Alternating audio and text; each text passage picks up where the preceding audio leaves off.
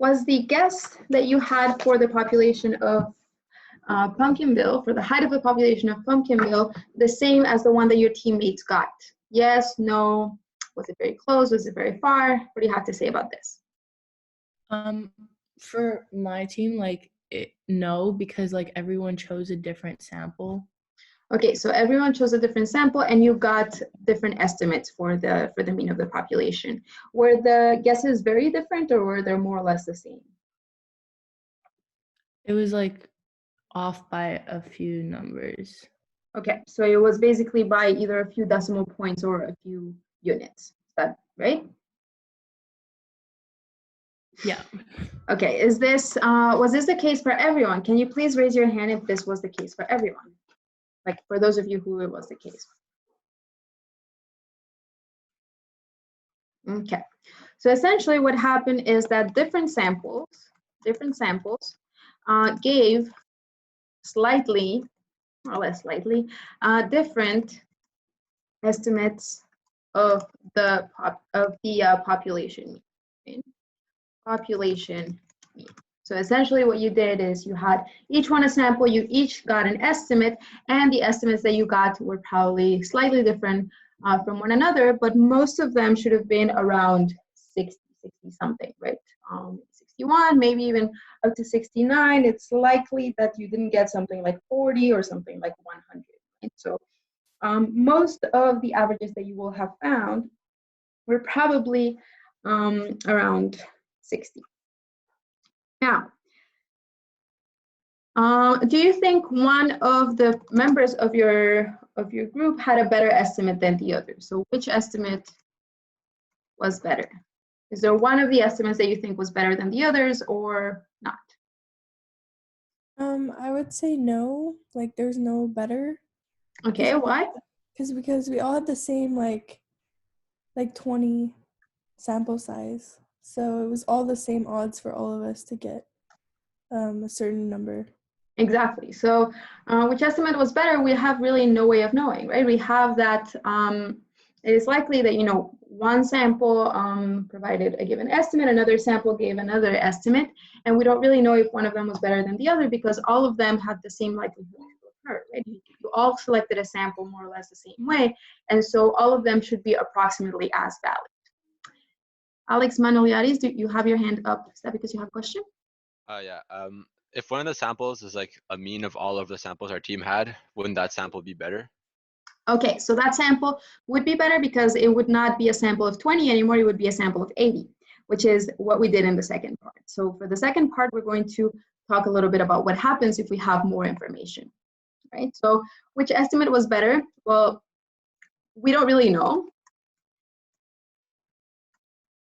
right? So philosophically speaking, none of them has a reason, should give us a reason to believe that it's a better estimate than the others, but also there will definitely be one of the four that will actually be closer to the actual mean for the population. The thing is that we don't know which one it is, and we have no reason to believe that one of them should be closer to the mean for the population than the other. All right, so we don't really know. They are all obtained in the same way, and so we shouldn't really believe that one of them is going to be better than the others. The fourth thing that I'm going to ask you is, which estimate is better? So with n equals 20 or with n is equal to 80.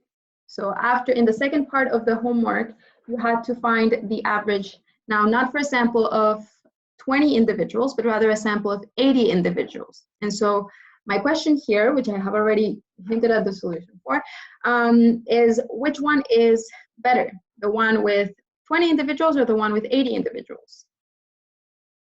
80. 80 individuals. Now, why would it be the one with 80 individuals? Because your sample size is larger.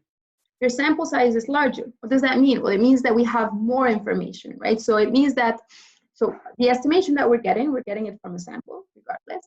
But if we want to get closer and closer to the actual average for the population, that means that we should get more and more information. The more information we have, the better our guess is going to be.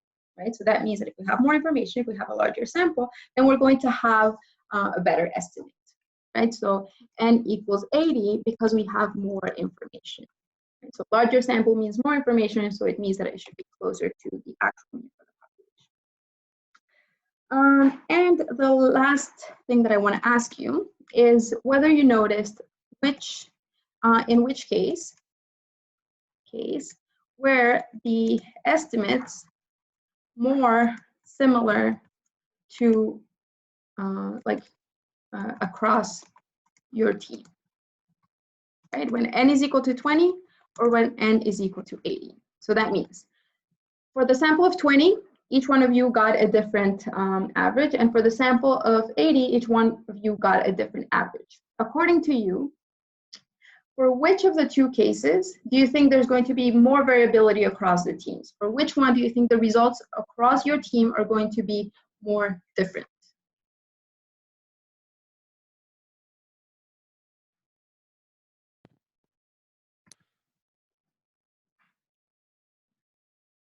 I have time.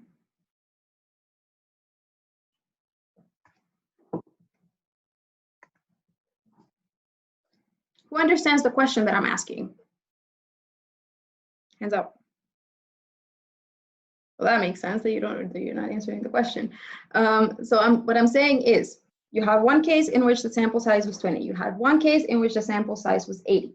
For each one of those two cases, there were 4 estimates in each team. Right? So 4 for the sample size 20 and 4 for the sample size of 80.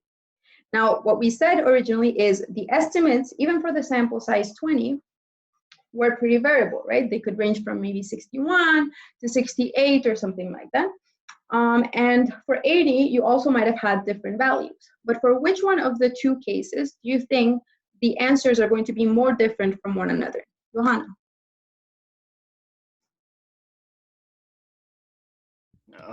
Maybe n equals 80.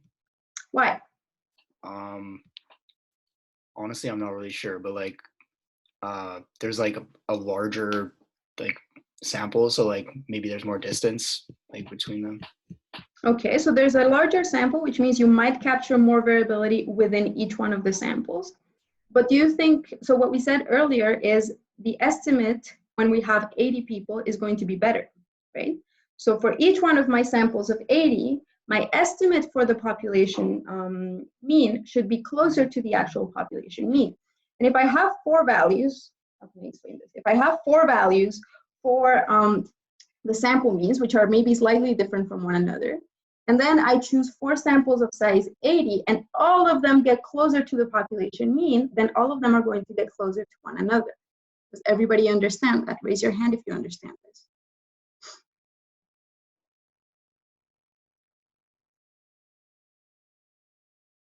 Okay, good. So I have most people with their hands up. So what that means is if we have a larger sample, because our estimate is going to get better, because each one of our estimates is going to get closer to the actual mean, then they're going to get closer to one another, and I should expect less variability between my estimates, right? So that's the idea over here. So because each estimate is closer to the actual mean, they are also all closer to one another. And so the variation that I should expect from my estimates should be slightly smaller, right? So my estimates themselves are going to be less variable. The main idea that I want you to remember from this is that not all samples are going to be made equal, and so you should always expect some variability in the estimates that you're going to get. Not all samples are equal, and so we should expect some variability. For larger samples, there should be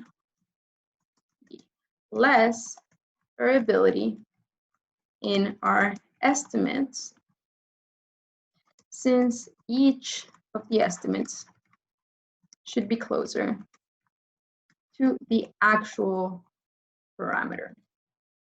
And if you remember, the parameter is the value, but for the population, not for the sample, the value for the population. All right, once you're done copying everything that's in the first page, please raise your hand because I'm going to move to make an important point after.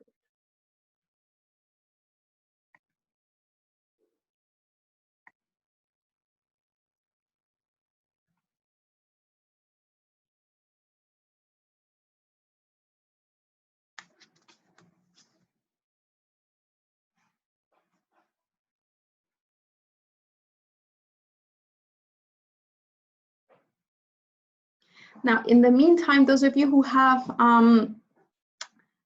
finished writing, look on the options either at the top or the bottom of your screen. When you go to more, you should be able to annotate the document. Don't start annotating just yet, but just look for the option that allows you to annotate, and then see if you have an option to either draw or select a stamp.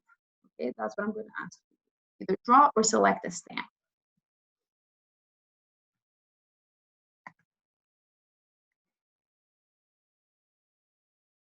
There you go. Katrina figured it out. Taylor, Alexi, Phil, Victoria, Rafael, Alex, Kayla, Aaron. All right, I have a bunch of people. That's good. I just want you to make sure that you can draw. Please don't start like, drawing too much. Just make sure that you can.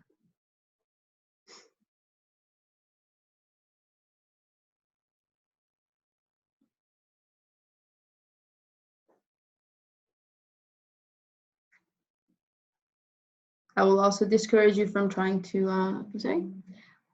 Okay, Mario is asking, and I actually don't know the answer to this question, but Mario is asking if anybody knows how to do this in a phone or iPad.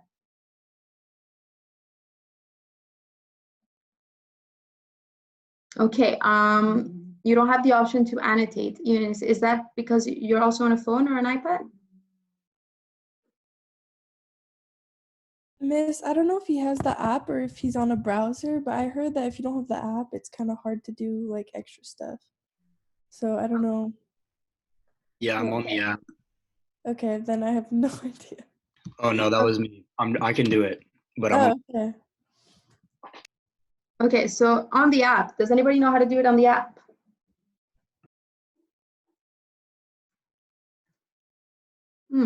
Interesting. On an app on the iPad.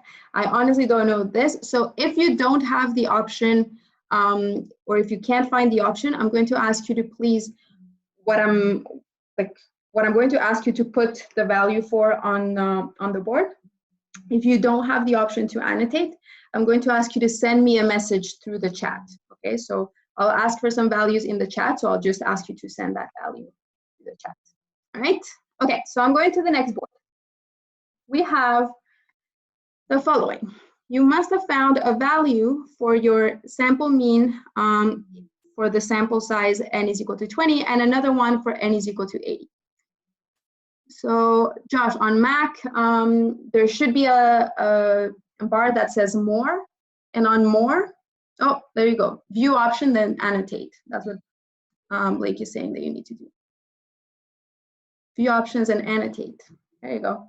Okay, Josh figured it out. Victoria, if you can't find it, same thing for Mario, same thing for Eunice, you can just send me the value that I'm going to ask you to place on the board. So you found an average for a sample of size 20, okay? You can forget about the second one, but you got an average for the sample of size 20. And what I want you to do here is to place a stamp or to mark an X with the pen at the value that you found. So for example, I found 65.3, which is approximately here. So that's where I'm putting my X. Okay, so everyone at the value that you found.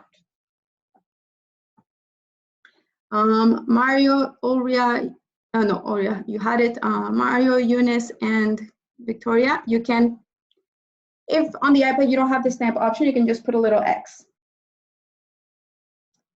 Same thing for those of you who didn't find the option, please send me the values on the chat, and then I'll put the stamps on.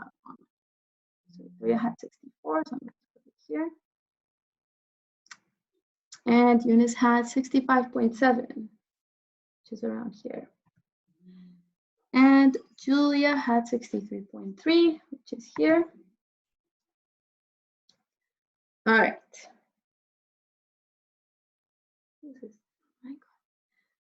All right. Raise your hand if you have been able to put an X or if you have sent me the value. Okay, and I see everybody is understanding what you need to do for the second one. So for the second one, you put the one for your sample of size 80. Okay, so Lorna, you got 71.6. Oops. Around here. And 65.4 for Eunice, 5.4 for Eunice over here. And Mario, 64.7 over here. And 64.4 for Amy. Lorna, 64.6. There you go. And 75.5 for 80. Victoria, I think there might be a problem with your samples. I'm going to ignore your value just for a second, and then we can talk about 75.5 because that's not a normal value to get. There might have been just a mistake in how you selected your cells. I know that some of you dragged the cell down. That might change your results. But all right, so what we have on the board is fairly good. All right, I am going to disable the option to annotate now. All right, everyone good? You have 5 seconds.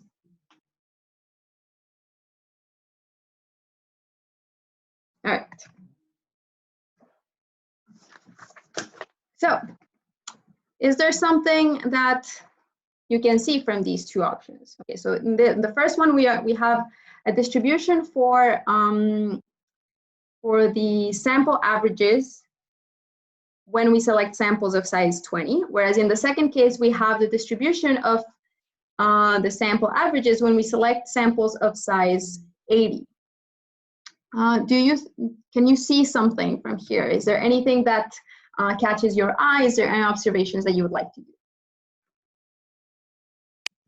The data is very condensed. The data is very condensed. Condensed around where?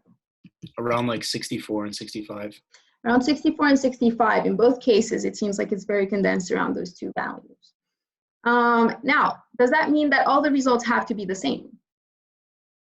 Not really. We have a lot of variation. We have some very small values over here and some very large values because, probably for this person at random, there was a sample that just happened to be composed of mainly tall people, right? Whereas for this person, just at random, just by random chance, it happened that the sample was mainly composed of short people, right? So that means that we have most of them summarize information from both tall people and short people, but there's always some randomness in selecting a sample, and some samples are going to be composed either of mainly very short people or very tall people, right?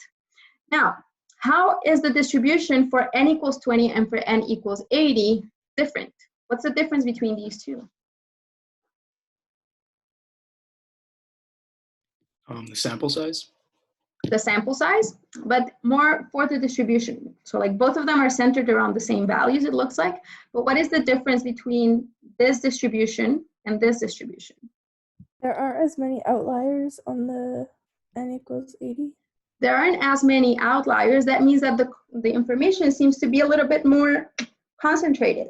Does everybody agree with that? Raise your hand if you agree. Yeah, so we have the information seems to be a lot more concentrated around the values 64 and 65. So that means in the first case, we have a distribution that is a little bit more spread out, whereas in the second case, we have a distribution that is a little bit narrower, right? Now, that makes sense. That's the prediction that we had made. If we sample from, if we have larger samples, then we can expect that most of the averages are going to be closer to the true average, and so we should expect them to be less varied. Right? Now, if I were to draw a histogram for this, my histogram would most likely have a shape that looks maybe, not exactly like that, but maybe like this, whereas my histogram for the second case would look maybe like this, right? So you would have something over here that is more concentrated.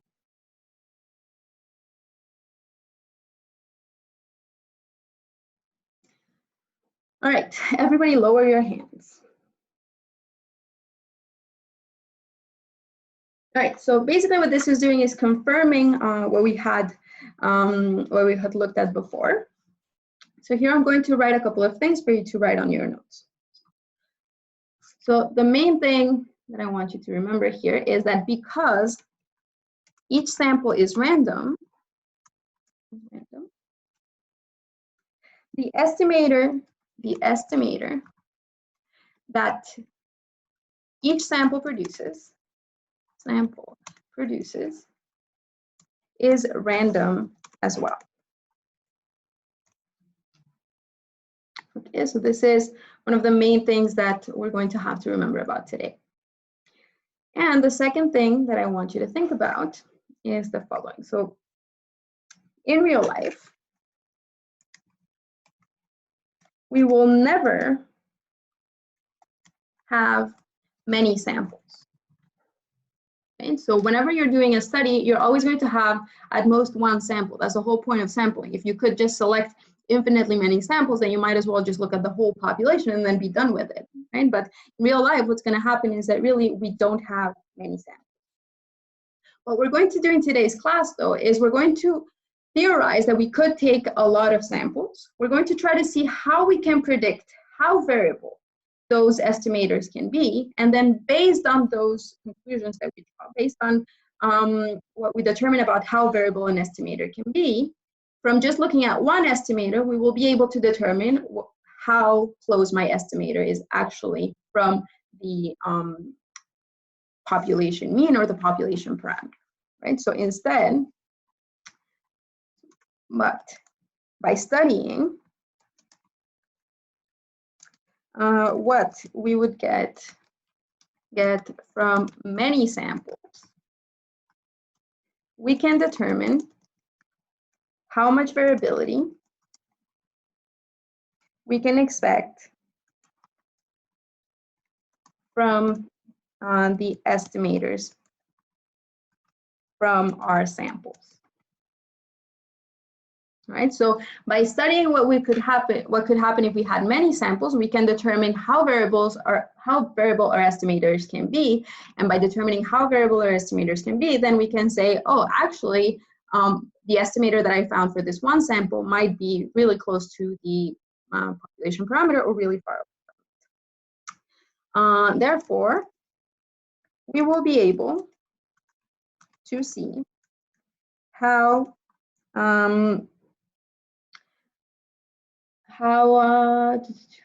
good an estimator is. Okay, so that's the main idea for today. Based on the variability that we can expect from samples, we can determine how good an estimator is because we can predict how much it should vary.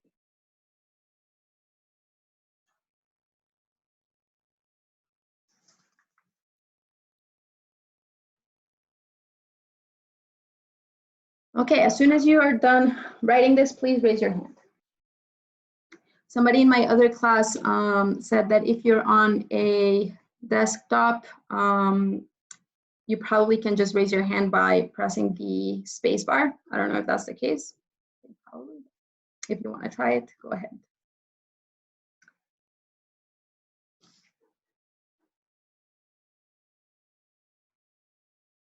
Okay, 20 more seconds for you to write.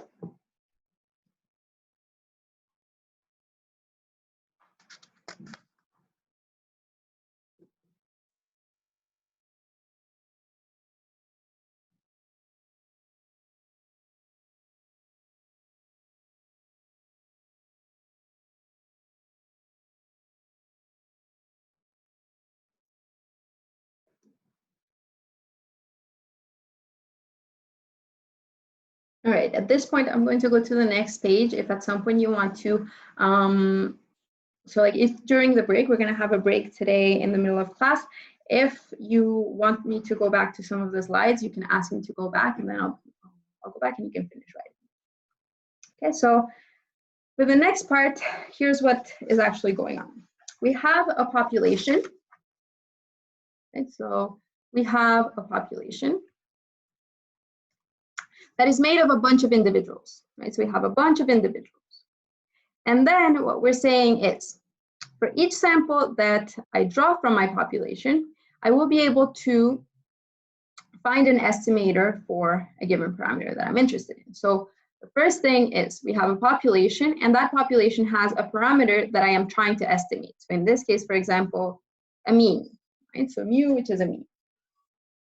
That means that all of these have an average of mu. And what I'm trying to do with each one of my samples is to estimate what that average is. The problem is that each one of my samples is going to give me a different average. So this sample is going to give me this average, and this sample is going to give me this average. And then for each sample that I choose, because each one of my samples is different, I'm going to get a different average. Like this and like that. Now, all of these averages are going to be more or less close to the actual population average, right? So that means I should expect that around my average, which in this case is mu, this is the population average, I'm going to have that most of my sample averages, most of my sample means, are going to be fairly close to that value, right? So for example, for this one, it would be slightly smaller. For this one, maybe it's a little bit larger. Maybe the best sample that I got out of these was the purple one. And then there's like, I don't know, the orange one was over here, and maybe the green one was here, right? And I have no way of knowing from just knowing the results for one sample whether my sample looks more like the sample that is purple over here or more like the orange one that's here. And what I could do is just take a bunch more samples, more and more samples, and the more samples I get, the more I'm going to get results that are most likely going to be close to the actual population average. But sometimes, if I just happen to have a sample with a lot of extreme results, a lot of large results, or a lot of small results, I'm going to end up with either very large values or very small values, right? So all of these would be different sample averages for different samples that I get.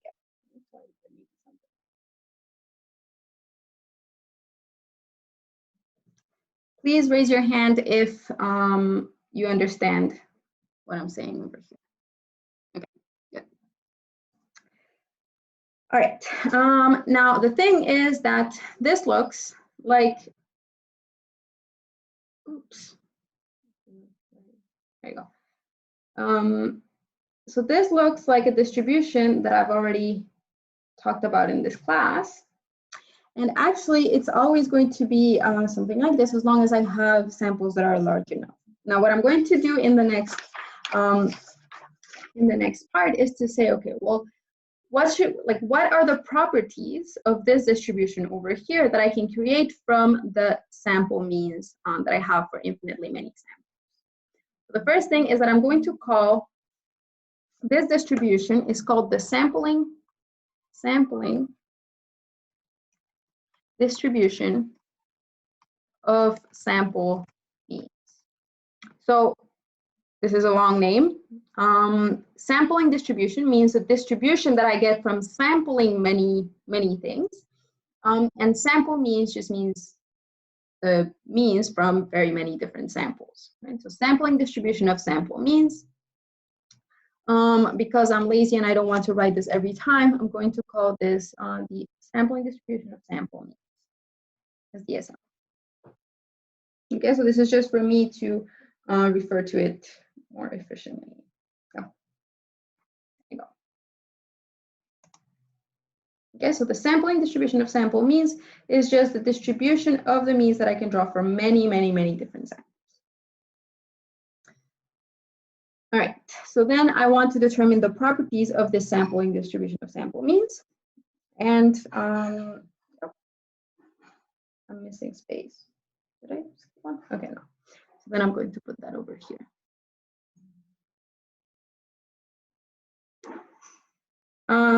So there's a couple of things. The first thing, so I'm going to start this by saying, suppose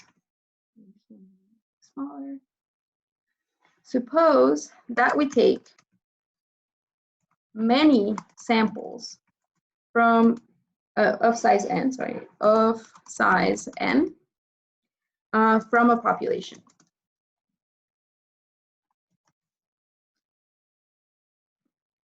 okay, which is the case that we have over here. All of these samples have the same size. In this case, it's size 5, but it's just for the sake of the example. We're taking many samples of size n from a given population. Then we'll have that the sampling distribution of sample means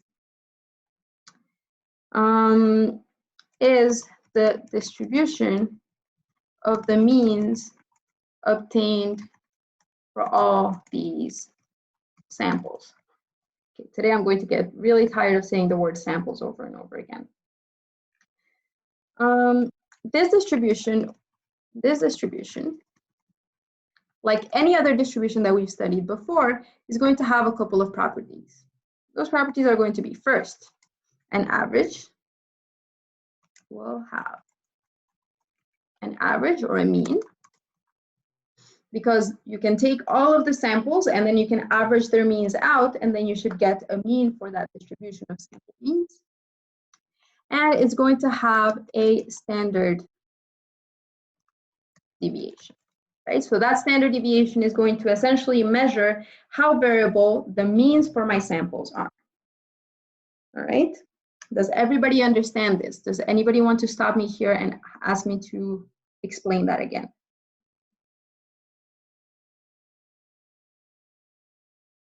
All right, I have Blake, Brianna, Katrina, Kyle, Johanna, Gemma, Shauna, and Markella still with their hands up. If you don't have a question, please lower your hands. All right. So the distribution will have a mean and it will have a standard deviation. The standard deviation for this distribution is going to be called the standard error. Okay, so this is an important word that you can that you're going to have to remember, because what we mean by error, or sampling error, sampling error is the difference between the sample mean, between, a sample mean, a single sample mean, and the true parameter, right? So for example, if I have a population whose parameter is 3 and I get a sample mean that is equal to 3.4, then my sampling error will be 0.4, right? So it's the distance that I am away from the actual parameter. And if I'm looking at the standard deviation, that's going to be the standard error, the standard difference, the standard deviation from the actual mean. Okay, so sampling error is the difference between the sample mean and the true parameter. And so a standard deviation is that standard difference, so the standard sampling error or the standard error. Do I have any questions here?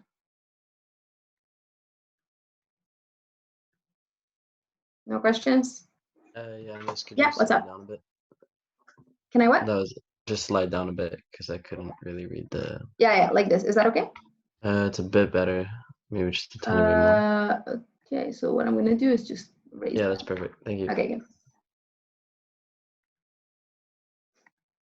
All right.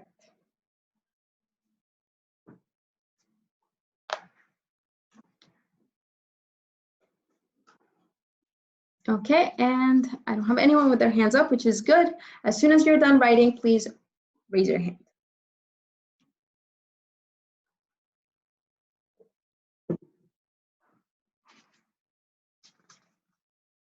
Don't put it down until I ask you to put it down, please.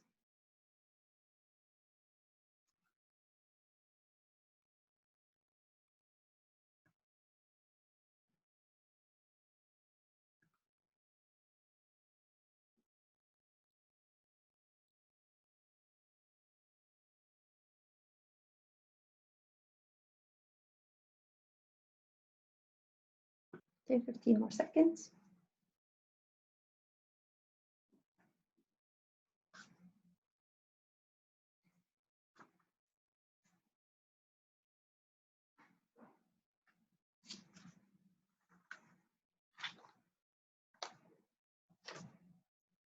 All right, so hands down, everyone. So lower your hands. All right, So then the idea over here is going to be to determine what the mean is going to be for the sampling distribution of sample means and what the standard deviation is, right? So the idea is to determine the characteristics of this particular distribution so that we can predict how much, like what we should expect its value to be and how variable we should expect that value to be, okay? So the next part is going to be to try to determine how this is. Okay. All right. So here we go. Now, the central limit theorem, in this class, we don't go a lot into it, but it is like the jewel of statistics, okay? The reason that statistics work for a very, very long time is the central limit theorem is extremely strong. It gives us a bunch of results. And so you should just like, consider its importance when I'm explaining it. So here we go. If we take random samples, so if repeated random samples of size n, right? So size n, that's just a letter that denotes the size of the samples, are taken from a population whose mean is mu. Let me just find the letter mu over here. Whose mean is mu, and whose standard deviation is sigma. So remember, I told you at the beginning of the semester when we talked about the normal distribution, mu is just the Greek letter for m and sigma is just the Greek letter for s. So it's the same as mean and standard deviation. It's just that we want to talk about them in the theoretical way of them being the parameters for the population. So if we have that, random samples of size n are taken from a population whose mean is mu and whose standard deviation is sigma, then the sampling distribution of sample mean, which is the sampling distribution of sample means, will have a mean of mu,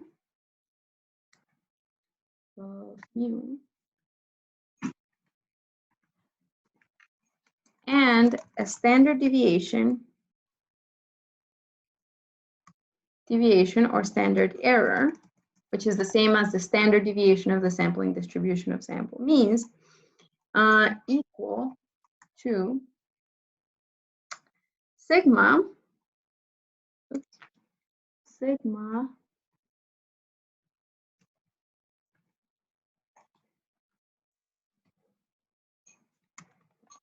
but not just sigma. It's going to be sigma divided by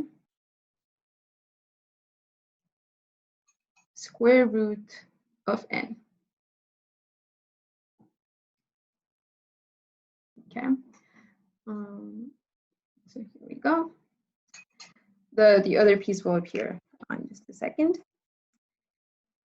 And moreover, if as the size of the sample and increases, the sampling distribution will approach a normal distribution. Comes back to haunt us. So here we go. Important pieces of this theorem. We have that the standard error is equal to sigma over square root of n. We have that the mean of the sampling distribution of sample means is mu. And we have that as the size increases, as the size of the sample increases, the sampling distribution will approach a normal distribution. Okay, and so this is like one of the main theorems of statistics. We're going to put a bunch of stars so that you remember that this is important.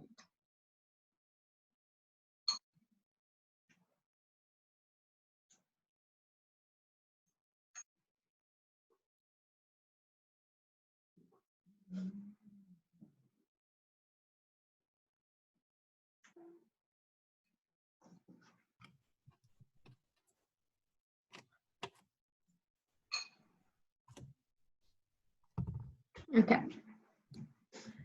Once you're done writing, as per usual, please raise your hand.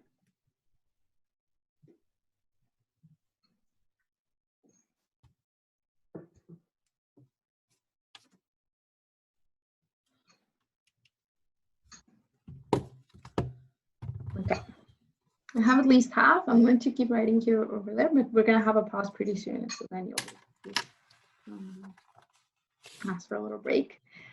So essentially what we have is the following. We have a population. Right? So we have a population from which we are selecting a bunch of samples. And then from each one of those samples, we are determining what the sample mean is going to be. So X bar, X bar, X bar, and X bar, and X bar, right? So for each one of these samples, we're probably going to have a different value. Now, what this theorem is saying is the following. If you know that for the original population, you had a distribution that had a mean. So this was the mean of your original distribution, and this was the standard deviation of your original distribution, which means that you have some kind of distribution whose mean over here is equal to mu, and whose standard deviation is something. We don't really know what that standard deviation is. So this is for the population, right? So all of the values here, that could be the heights of women in Pumpkinville, it could be salaries at a given company, it could be, I don't know, number of cars that go through highways for a given population of highways, and so on and so forth. And for your samples, you're going to have estimators, right? So all of these are meant to be estimating the value of mu. Then what this theorem is telling you is the population, the distribution of the sampling means is going to be centered at mu. So it's going to have a mean. If I look at distribution of all of my sample means, which are going to be like maybe something like this, the average of all of those sample means is going to be mu, the same one as in the original population, which is good because it means that on average, all of my samples should give me a pretty good estimation of my parameter, right? What this is telling me is, on average, if I take the average of all of my means for my samples, then I am going to get exactly what the mean was for my original population, which is extremely good. It means that this is a good estimator. And the standard error is going to be sigma divided by square root of n. So that part is a little bit trickier to understand, possibly. What this is saying is that the distribution over here is going to be, it's going to have a, this is supposed to be symmetric. I just don't know how to draw properly with this tablet. Is going to have a standard deviation over here, or a standard error, which will be sigma over square root of n. And this has two aspects to it.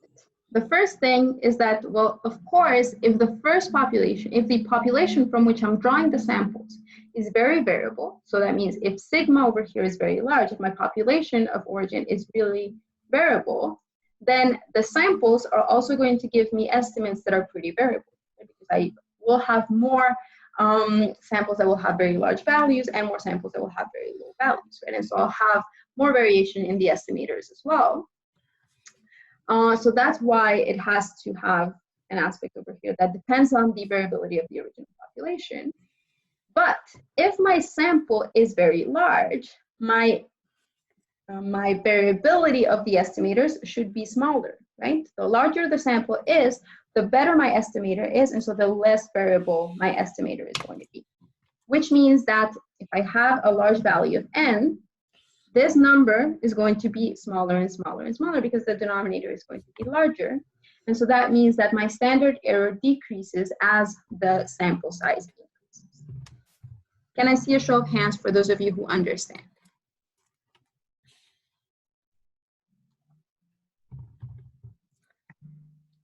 Sorry, may you Actually, explain nice one more video. time really quickly? Yeah, Yes, yeah, that's please. fine. Okay, so what I have is that the sampling error over here, this is the standard deviation of the sampling means, right? So this is a measure of how variable my estimates are. Okay, maybe I'll write that down. So this is a measure of how variable, my God, variable my estimates are. And so if this is a measure of how variable my estimates are, it makes sense that that depends slightly on the variability that my sample had to begin with, right? So if this comes from a population that has a lot of variability, then my samples will have a tendency to also give me very variable estimates, right? As opposed to samples that might be coming from a population that has very little variability. If the population that I come from has very little variability, then the samples are also going to give me estimates that are very similar to one another. So that won't have a very large variability. So that's why I have to include that aspect of sigma over here. But then if I have samples, so this should also depend on the sample size, because I already know that larger samples produce estimates that are less variable, right? That's what we saw over here. We said samples that are smaller give me estimates that vary a little bit more, but the larger the samples are, the closer my estimates are going to be to one another. And so the closer the estimates are going to be to the actual mean. And so that means that that's why I have a square root of n at the denominator, because as the number n gets larger, the denominator will also get larger. And so the variability will get smaller. Is that better? Yeah, thanks. Okay, good.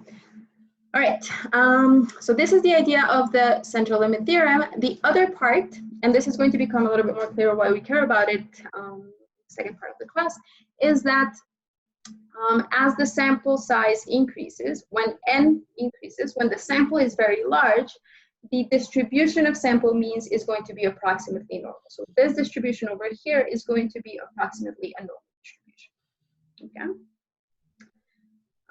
So you'll have 10 minutes of break around now, maybe 12 minutes, and I want you to fill in the blanks in each one of these statements. So in 12 minutes, I'll start class again, and you need to fill in the blank in each of these statements. All right, everybody lower your hands. And if I see raised hands, I will ask you to ask a question because I'll assume you have a question.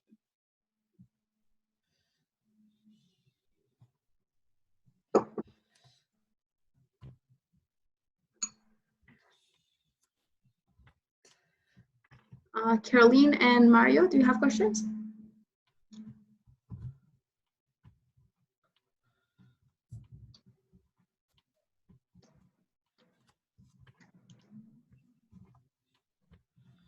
Mario, do you have a question?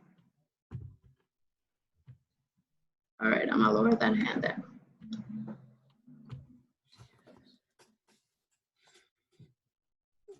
Fuck.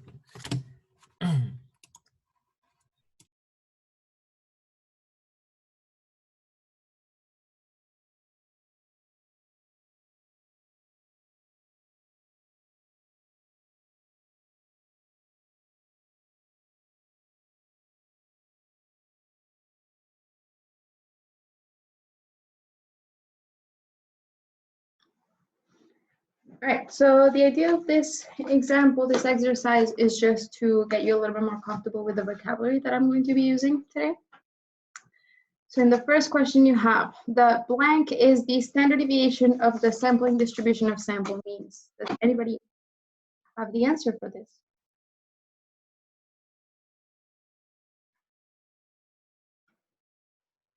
Okay, well, I have to choose at random. What is the standard deviation of the sampling distribution of sample means? It's in your notes. Standard error. The standard error. Yeah, so the standard deviation of the sampling distribution of sample means is called the standard error.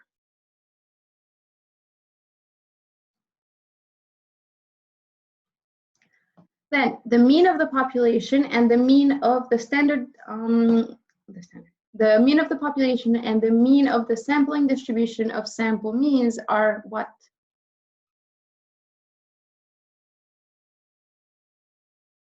Both of them are what? Anyone?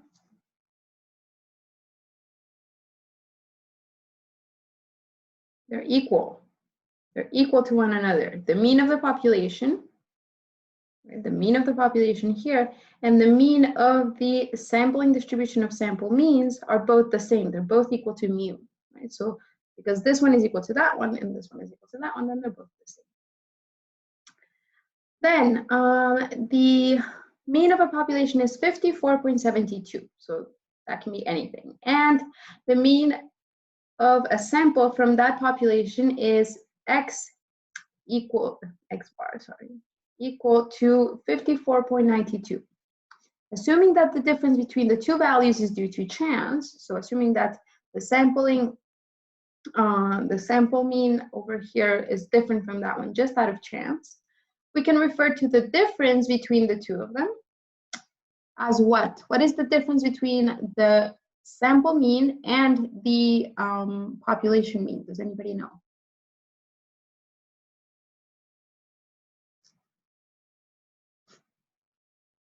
Okay, this is Sarah. Put your mic on. Error. Sampling error, yes. Sampling error. Sampling error. Which in this case is equal to 0.2. Then a population has a mean of 24.12 and a standard deviation of 4. If we take many samples of size 100, then the mean of the sampling distribution of sample means is going to be equal to what?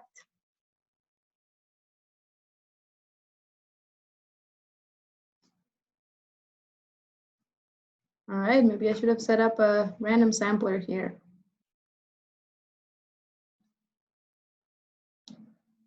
Okay, I'll start going down the list then. Alex Fossey.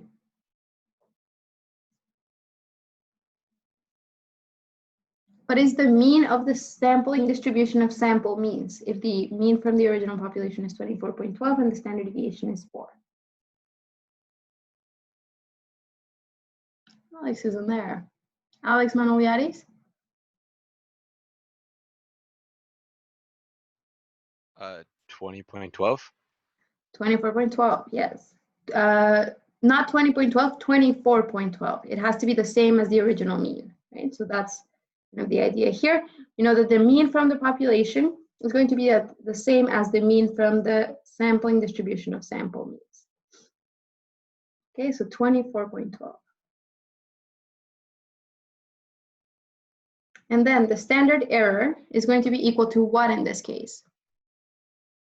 Down the list is Andres. Andres, what is the standard error in this case? I'm not quite sure.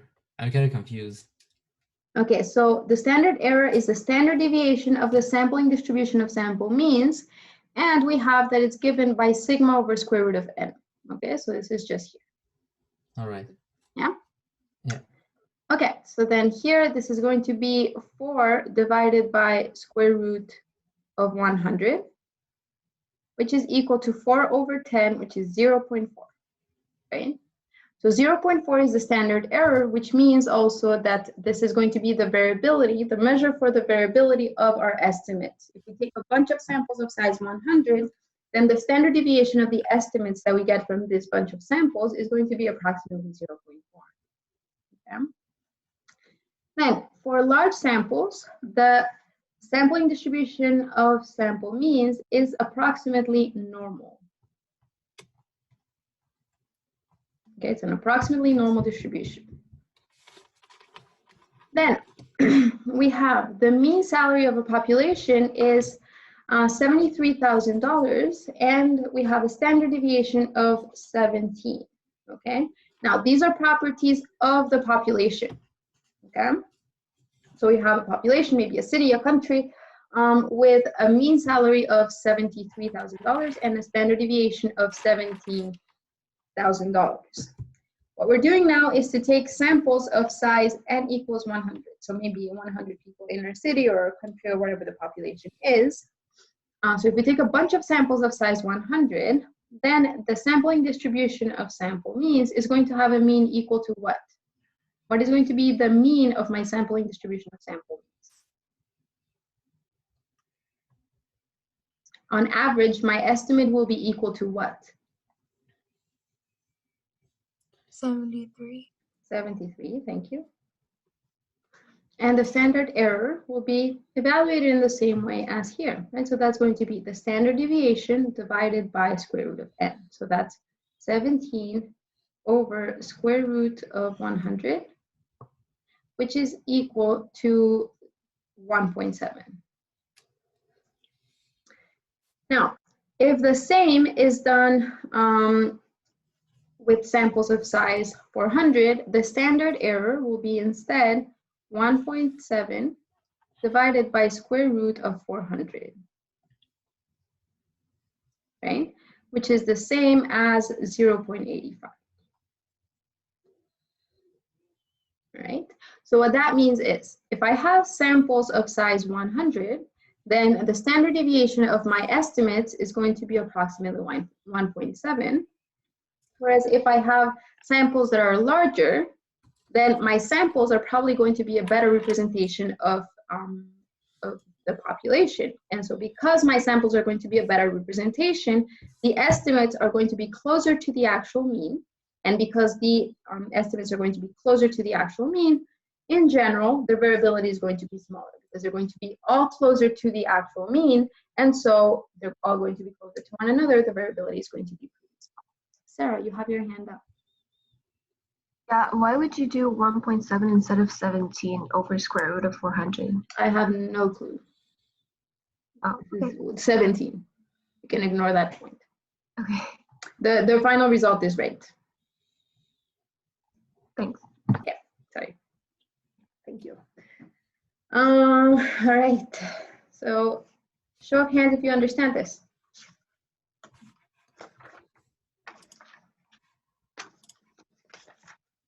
Could you just go back to the last slide, please? Yep, absolutely. There you go.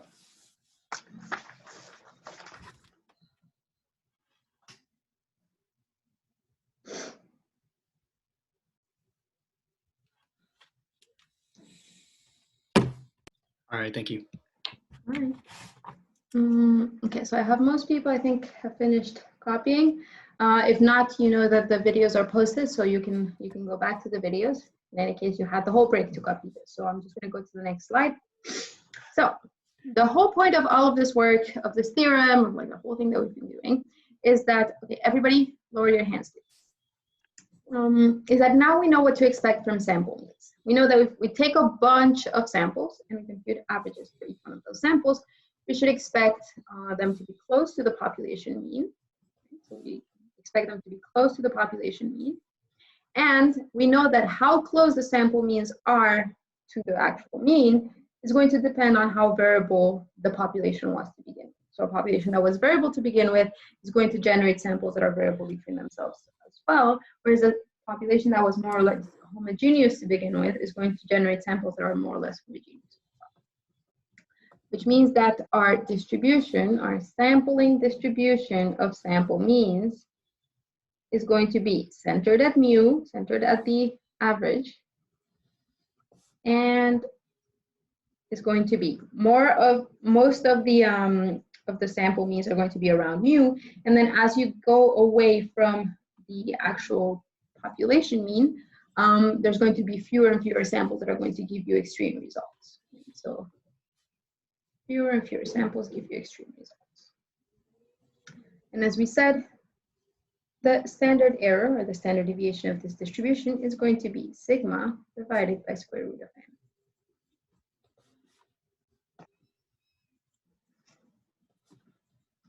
Okay, so I think, Gemma, there's a question, or did you just forget to lower your hand? Okay. So there's a whole question about like why we're doing all of this. And the reason that we're doing all of this is really that we don't have information for a bunch of samples in general, right? In general, we'll just collect data from one sample, and still we would like to be able to determine whether our estimate was pretty good or whether it was pretty bad. So if we go back to the thing that we did at the end of the lab, which was to select a sample of size 20 or a sample of size 80 from a given population, we would like to say, okay, this is a good estimate or this is a bad estimate. But it's really not possible to do that if we only have the information for the sample, right? All that we're doing is playing a guessing game, just trying to figure out an estimate for the actual parameter for the population. So what we would like to say, like if we could in life, we would like to say, actually, this is a good estimate. My estimate, so this estimate is a good estimate. That is what we would like to say. Right? But in reality, we can't say that. We have no way of determining, based on the information that we have from our sample, whether an estimate is actually a good estimate or whether it's a bad estimate. Instead, what we can say is, okay, this is my estimate. Is my estimate. This is my value, the value that I guess for my actual parameter. And I'm pretty confident that the true mean for the population, or the true parameter, will be close to my estimate. Okay, this is all that I can say. I can't say this estimate is a good estimate, but I can say this is my estimate, and I'm pretty confident that the true parameter will be pretty much a little bit more or a little bit less than the value that I have. Right? So this is something that we can say, whereas this is something that we cannot say. So why can we say this? Well, we can say this because we know that within the estimate that I'm going to get is going to have a distribution like this. So most of the time, whatever estimation I get is going to be fairly close to the mean, and only very rarely am I going to be really far away from the mean, right? From the estimate that I have, I don't know whether I got one that was away or one that was pretty close. But what I know is that in general, I will have a tendency to get one that is pretty close. So I'm pretty confident that I was pretty close to the mean. I have no way of knowing. Everybody that understands this, please raise your hand.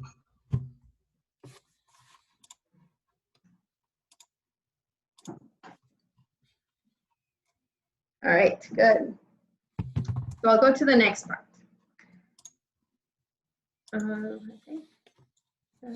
Okay. So in the example that we had on Tuesday, what we talked about was getting estimates for averages. So example, sample of 20. So I got an average that was equal to 65.3, and I'm going to do this example for myself. But I want you to, when you're writing your notes, I want you to be reproducing the same thing that I'm doing, but instead of having my value, oh no, actually no, not yet. For now, you can just listen to what I'm doing on the board. I'm getting ahead of myself. So here we go. I have an estimate that was X bar is equal to 65.3. And so I know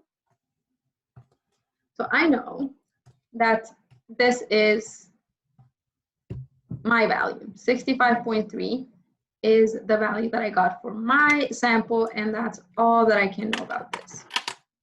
Okay? This is all that I know.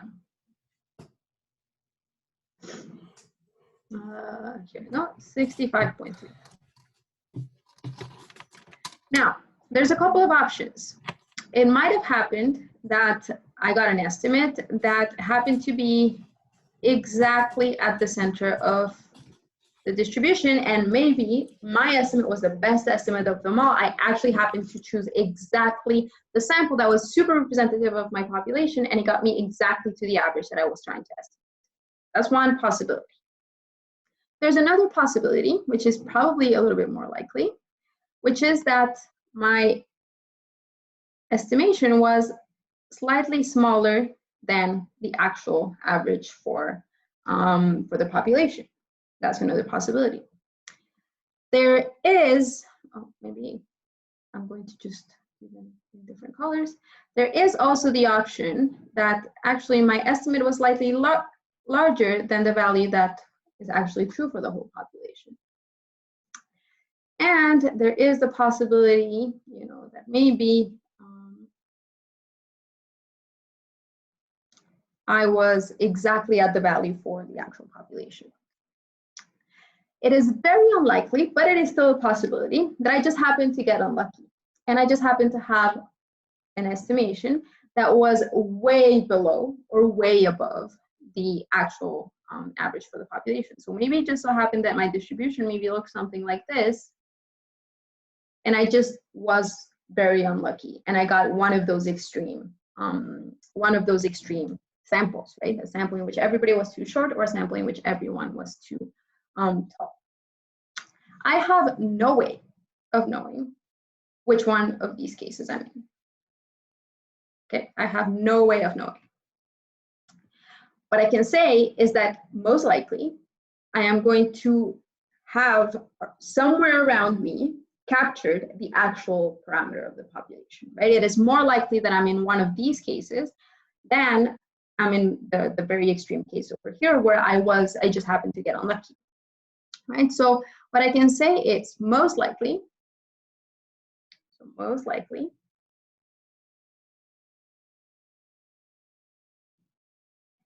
my sample was pretty good. My sample was pretty good.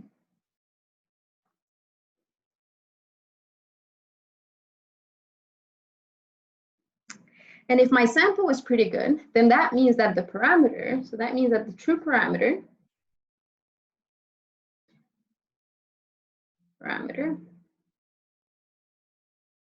should be close to my estimation. Should be close to my estimation.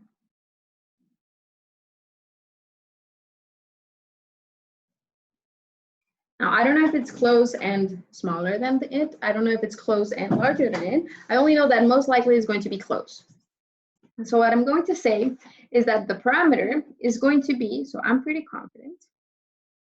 I'm even going to go so far as to say that I'm 90% confident, pretty good level of confidence, that my parameter, that the true parameter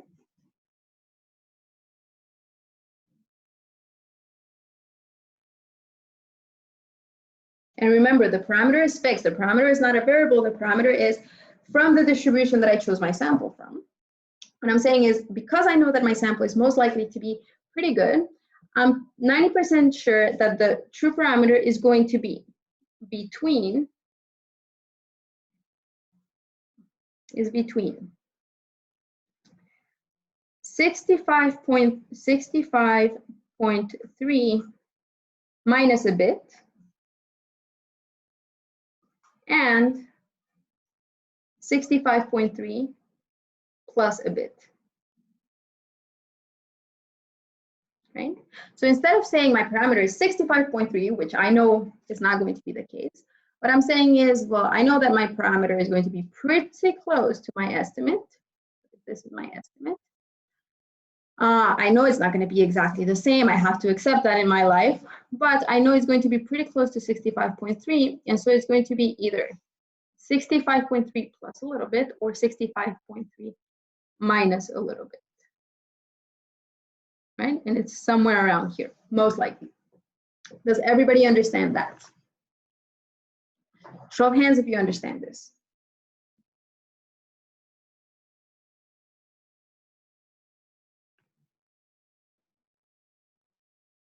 Okay. All right, now the bit in this case, it just happens to be equal to 1.8, and we're going to actually think about this in a second. Okay, so I'll give the example and you'll be able to compute this, but for now I have plus 1.8 or minus 1.8, which actually means that I am 90% confident that my true parameter is between 65.3 minus 1.8, which is 63.5, and 67.5.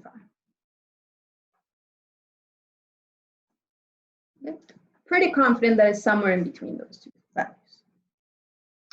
Now, what I want to ask you in this case is, if I wanted to be even more confident, if I wanted to make sure, maybe I wanted to be confident with a level of confidence of 99% or 99.9%, that my parameter is going to be in an interval that I give you,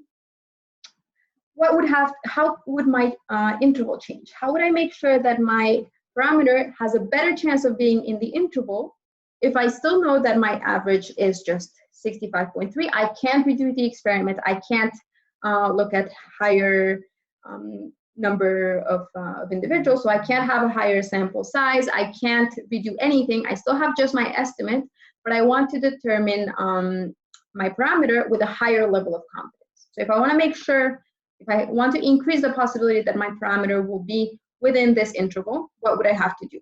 Does anybody know?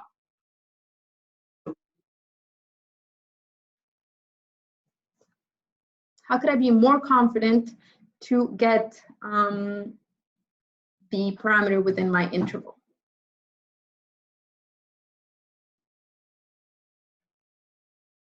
I hear ideas, good ideas, bad ideas, all ideas, everything. I'll just say yes or no.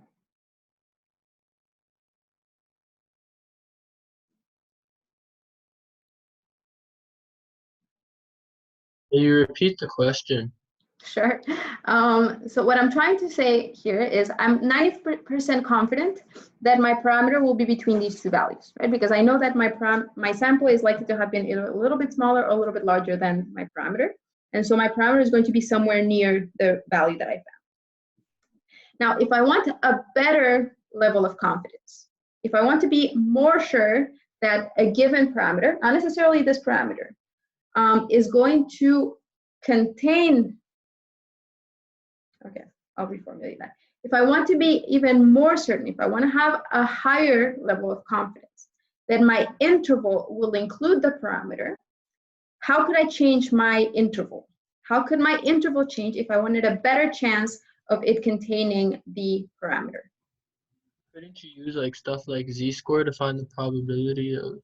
We'll have to find z-score, but that's how I found this this parameter as well. So before that, even just like philosophically, how would my interval change if I wanted to have a better level of confidence? If I want to be more sure that my interval will contain the parameter, how will this interval change? It will need to be larger. It will need to be larger. There you go.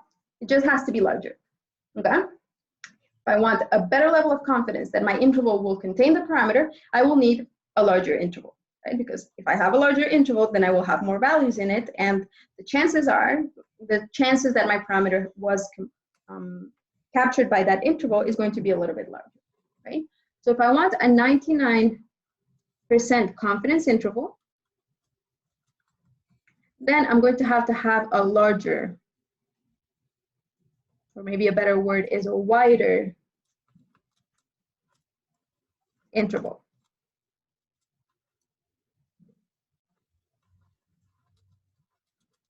Right? And for 99% confident in this case, it's actually going to be between 62.4 and 68.2. Right? And so actually this interval that I found over here is telling me if I want to be 99% confident that my parameter is within the interval, then my interval has to be 62.4 and 68.2. Keep in mind, do I know that my interval contains the actual parameter? I have no clue. I still have no clue because I don't have the information for the population. All that I'm saying is that most likely it will have captured the parameter, but I don't know if it did. Does everyone understand this? Show of hands for those of you who understand. Miss, I have a question. Where did you get the 1.8? Okay, I have two things. So I have Andres, and I think the other person was Gemma. Yeah. Okay, so Andres, and then I'll ask you, Gemma. Yeah.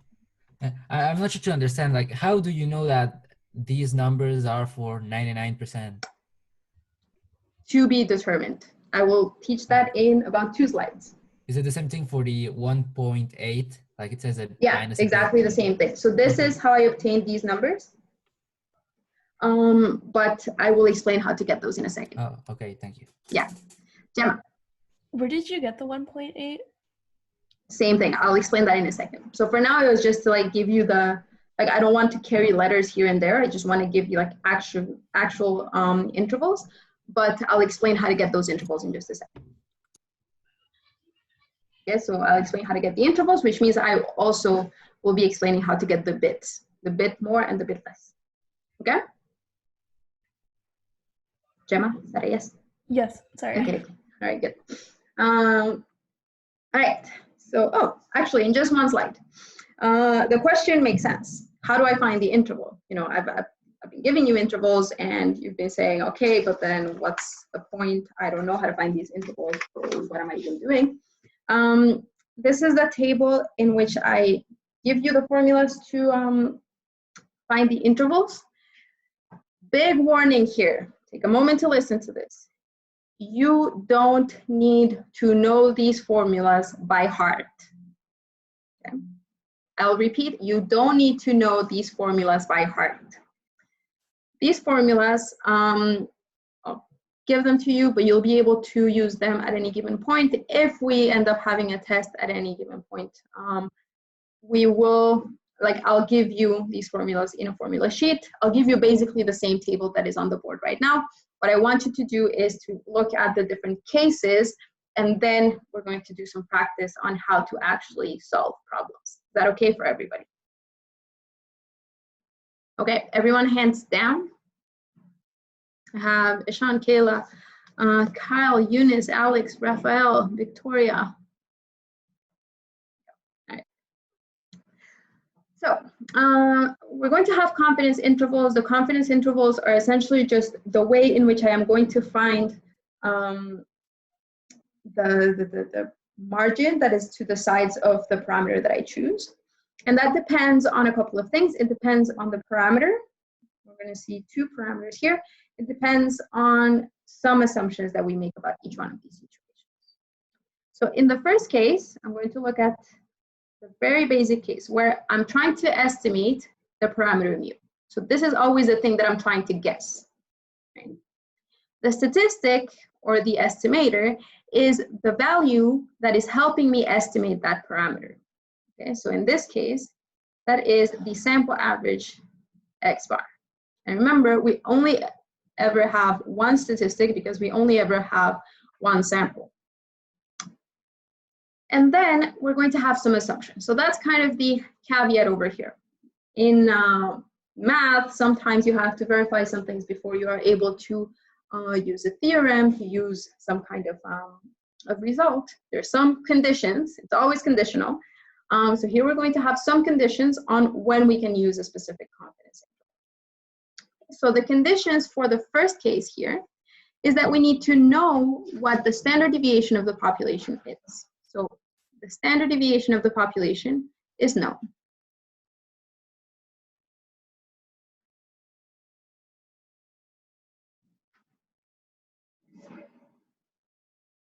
Okay, the standard deviation of the population is known, and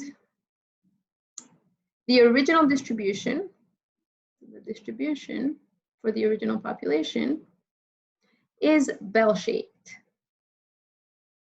more or less bell-shaped.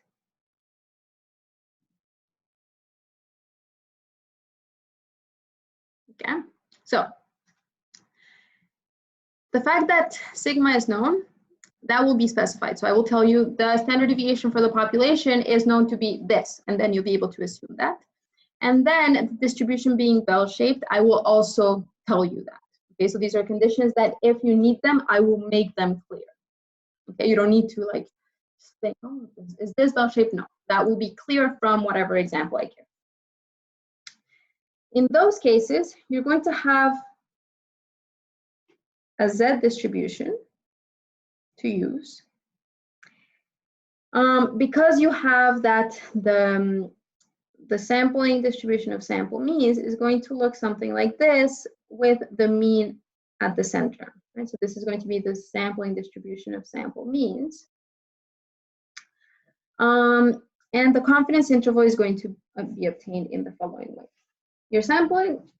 Your confidence interval would be your estimator plus or minus the same bit. Okay, so it's the same thing that we said just earlier. My confidence interval is going to be my estimator minus a bit and my estimator plus a bit. Those are going to be the bounds. And the bit over here is the thing that we don't know how to find yet. So here, in this case, this is going to be Z alpha over 2. And the notation is getting horrible. Don't freak out. We'll have an example. Times sigma over square root of n.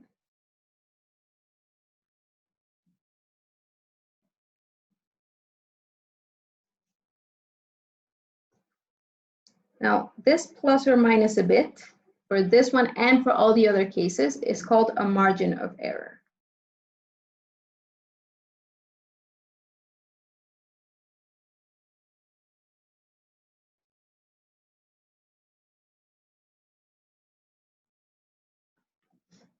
Okay, so this means my estimator plus or minus Z times the standard deviation over the square root of n. Why times this? Well, if my standard deviation is larger, that means that I should expect more variability. And so my interval, to make sure that it includes the parameter, should be a little bit wider because my sample is going to be more variable. And so it might have fallen a little bit further away from the actual mean, right? So that means my confidence interval needs to be a bit larger. Why is it divided by square root of n? Well, because if my sample size is a lot larger, that means I have a lot more information. And so that means that I need an interval that is slightly smaller in order to capture the parameter. Do I have any questions?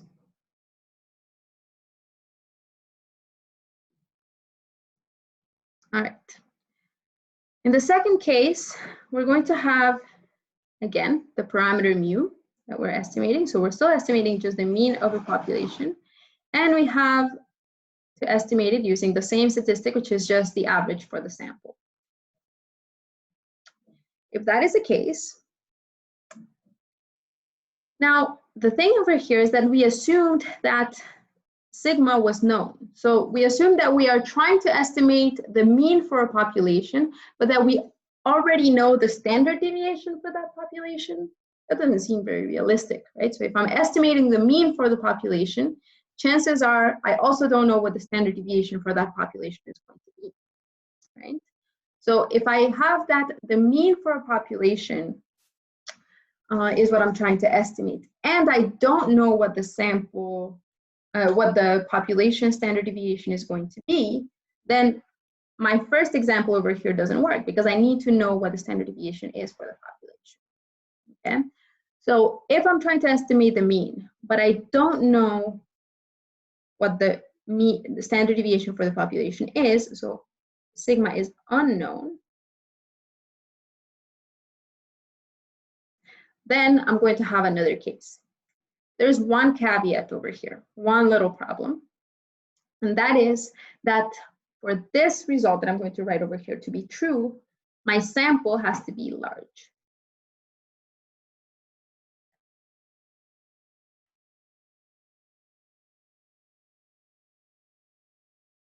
Okay, now large sample is like an abstract concept. Well, what do you mean by large? Is this large enough? Like, I don't know, is 30 individuals enough? Is 40 individuals enough? Is 15 individuals enough? What we are going to use as a rule of thumb is that n should be larger than or equal to 30. Even for n larger than or equal to 30, this is not guaranteed, like it's not exactly right, but it's a pretty good approximation. And so that's when we have to set a threshold at some point. So this is our threshold. And the advantage of having a large sample, and here I'll come back to the slide, don't worry about it.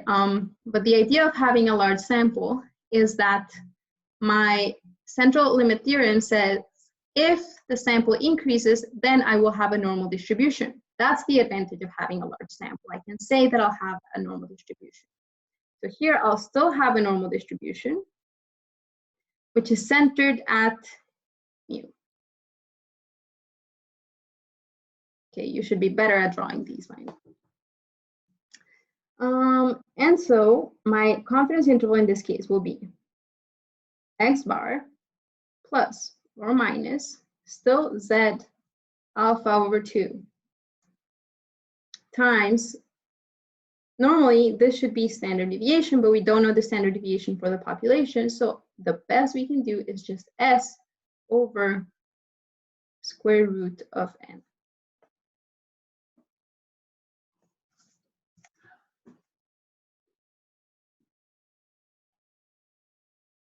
Then we have the cases where we want to estimate a parameter. We still want to estimate it with the average. We still don't know what sigma is.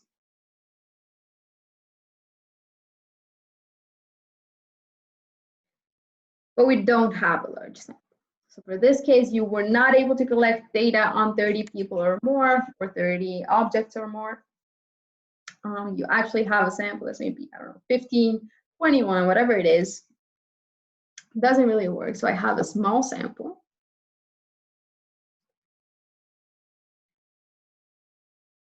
There's this guy whose name was student, and he created a new distribution that you could use in this case. But as I said, anything in math comes with strings attached. Everything has a condition. And in this case, the condition that you have to add is that this needs to come from an original distribution that is bell-shaped.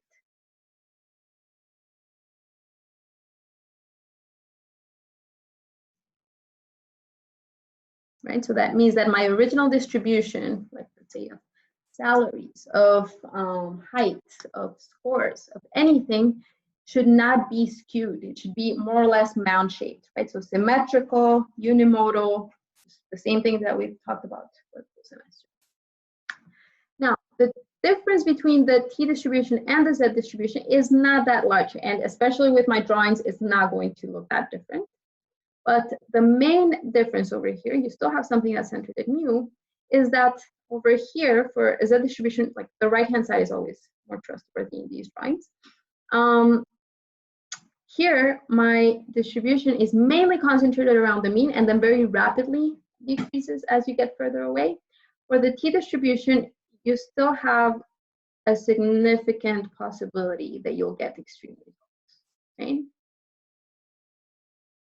So you'll have something a little bit more, what we say is that these are tails. So we say that there's heavier tails. There's like, they're a little bit wider. There's a bit of a bigger difference between the x-axis and the tails of the distribution at the end. So it ends up going to 0, but it's still going to be a lot slower. Okay? And so in that case, you'll have still x bar, still plus or minus a bit that depends on the standard deviation and the square root of n. But now we can't use the z distribution. We can't use the normal distribution. Instead, we use the t distribution. We use t alpha over 2.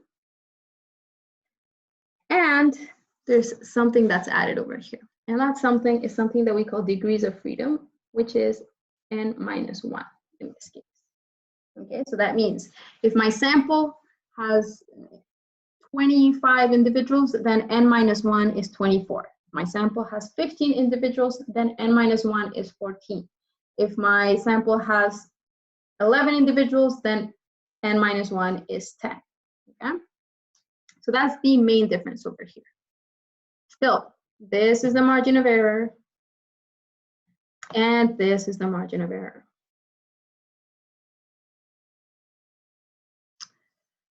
All right, and finally, the very last example that we're going to cover is the other one that should interest us, which is the proportion. So what happens if we're trying to estimate a proportion? Well, first thing is we're going to estimate that through my sample proportion, which is going to be denoted by p hat. And as usual, you have strings attached with any kind of conclusion that you draw in math. And here, that's going to be the sample size has to be larger than or equal to 30. So in this case, you absolutely cannot draw conclusions from a sample that is smaller than 30, which also makes sense because if you're computing proportions from something whose sample size is smaller than 30, then those proportions are not really going to be that representative of anything. But the other thing is that n times your sample proportion should be larger than or equal to 5, and n times 1 minus your sample proportion is going to be larger than or equal to 5. Okay. Again, you don't have to know all of this by heart. This table will be given to you anyway, but it's just a good thing to like have in mind that you actually have to check for some conditions. Okay?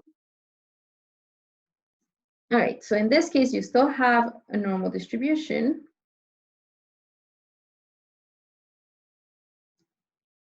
In this case, that normal distribution is centered at P. So this is a Z distribution.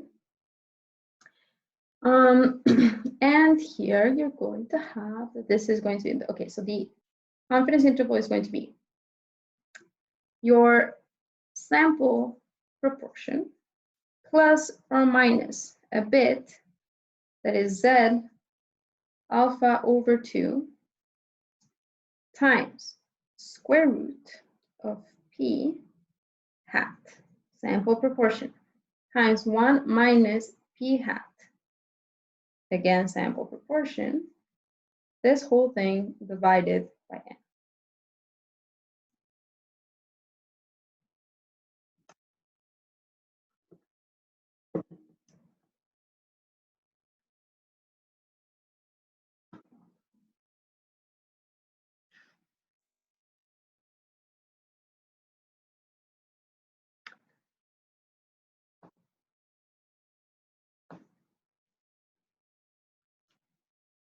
All of these cases, absolutely all of these ones over here, you'll see you already know what S is, what N is, what X bar is, Z and T I'll explain in a second. The only thing that I haven't talked about here is alpha, which appears in each one of these and is the thing that actually refers to the level of confidence. So all of this is for confidence intervals with confidence level equal to 1 minus alpha %. Okay, all of this will become clearer once we're solving examples. Okay, it looks like a bunch of formulas. It is a bunch of formulas. It makes sense that it looks like a bunch of formulas, but we will look at the applications of this in just a second.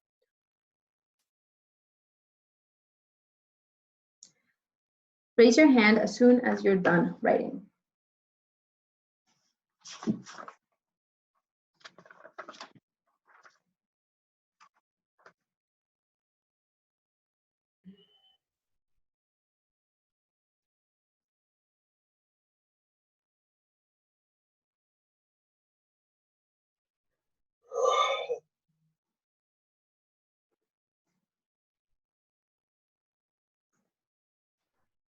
Right here we have a cross, piece of tape goes straight down, straight across.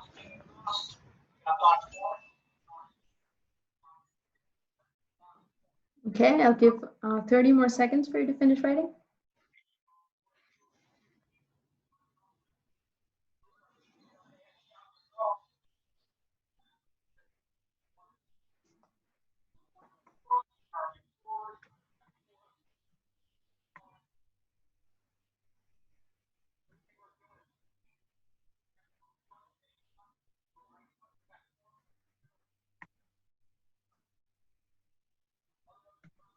Okay, just to make sure I have James, Alexi, Andres, Blake, Brianna, Kirsty, Aaron, Eunice, Josh, Kayla, Philip, Raphael, and Victoria that haven't raised their hands yet. So if you have finished writing, please raise your